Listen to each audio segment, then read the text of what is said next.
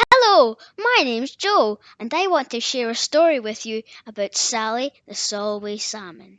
It was late autumn near the town of Annan in southwest Scotland. A clean flowing stream has just played host to a female salmon laying thousands of tiny eggs. The salmon swished her tail to make a bed in the gravel known as a red, and this will be the home for her eggs over the winter months.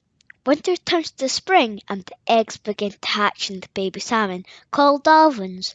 The babies feed off their attached yolk sacs for around 6 weeks, during which time they hide in the red, practicing their swimming. One of these new babies is called Sally.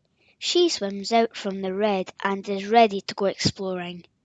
She swims to the surface and takes a big deep gulp of air. With her swim bladder now full of air, she is set to swim freely with her friends in the River Annan. Sally has become a fry, the next stage of her becoming a fully grown salmon. Sally loves swimming and playfully darts around the river in her search for food and adventure.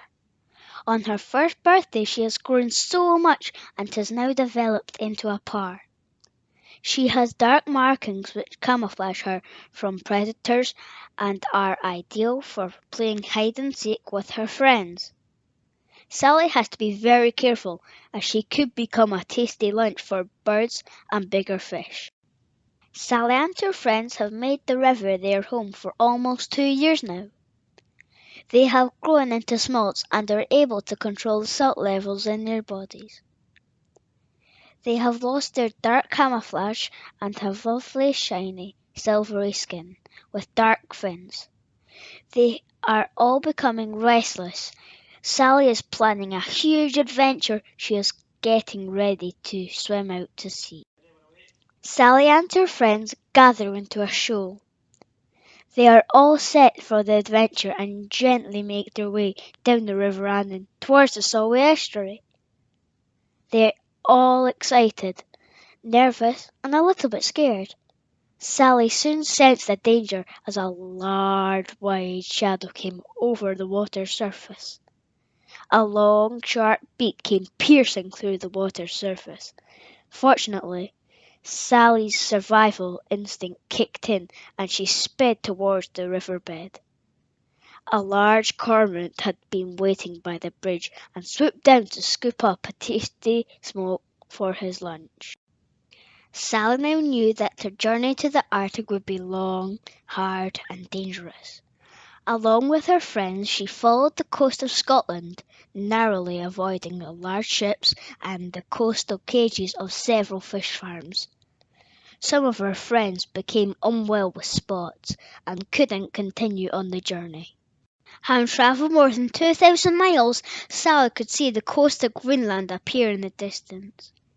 This was it! This was the place her mother told her about. Sally was tired and hungry.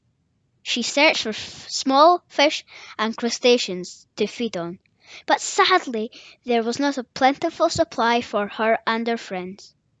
Perhaps climate change and the rising sea temperature had affected the sea life.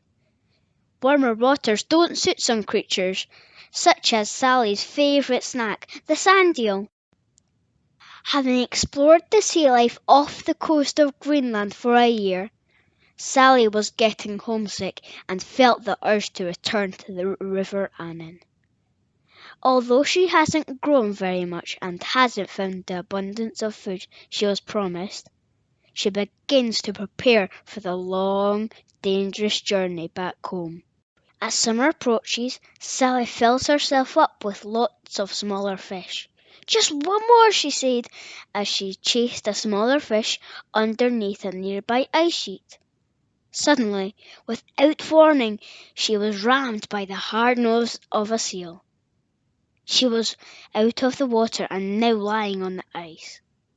Sally lay terrified as the seal towered above her with its mouth wide open, and as it pulled her further onto the ice sheet, using its teeth, she wiggled and thrashed her tail, trying to escape.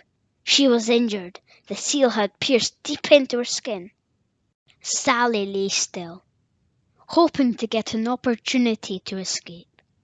when there was an almighty crash, and a huge polar bear leapt out of the freezing water and landed onto the ice sheet right next to her. The seal immediately let go of Sally and fled for its life. In the blink of an eye, Sally too was off. Flipping back into the sea, she was wounded, but alive. Sally swam as fast as she could, deeper and faster through the sea, heading towards home. She was even more cautious of the dangers on the final leg of her journey. She could see her wounds, 3 large scratches on her side. Luckily, her tail and fins were unharmed. Would Sally be able to make it back home without any further misadventures? Closer to home, standing in the shallow waters of the inner Solway estuary, was Alex, who was setting up his half net. He had been Haaf Netter for over 40 years and had caught many good-sized salmon, and some stranger fish too.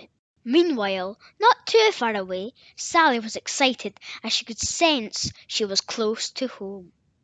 She sped towards the River Annan when suddenly she was caught. "I've got one!" shouted Alex as he lifted his half beam in the air. Trapping Sally, she wriggled and flipped her tail, but it was no use. She could not get away. "Oh, you've been in the wars, haven't you?" Alex could see 3 large scars on her side. "Oh, you poor little thing." Deciding she was not big enough to keep, he immediately released her to continue her journey. She was totally unharmed by her experience in the half net. Sally swam away, celebrating with a giant leap and a splash to the delight of Alex. She entered the fresh waters of the River Annan, and what happened next is a mystery. However, it is said that a salmon with 3 large scars on its side has been spotted several times up the river over the years. Could this be Sally the Solway Salmon? Thank you for listening to this story about Sally the Solway Salmon. This story was written by Primary 4 at Hecklegirth Primary School as part of the Annan Haaf Netter project. For more information, go to www.annanhalfnets.org. Half net fishing is an ancient traditional method of catching salmon and sea trout which is thought to have been introduced by the Vikings over 1,000 years ago. The word half is Norse for channel or the sea. This type of fishing is quite unique in the inner Solway. Haaf Netters stand in the estuary with a large net attached to a wooden frame. The fish swim into these nets and Haaf Netter can immediately catch or release the fish, depending on its size and condition. Changes to the environment have resulted in fewer salmon returning from sea to spawn. But hopefully the salmon and traditions of half netting will continue for generations to come.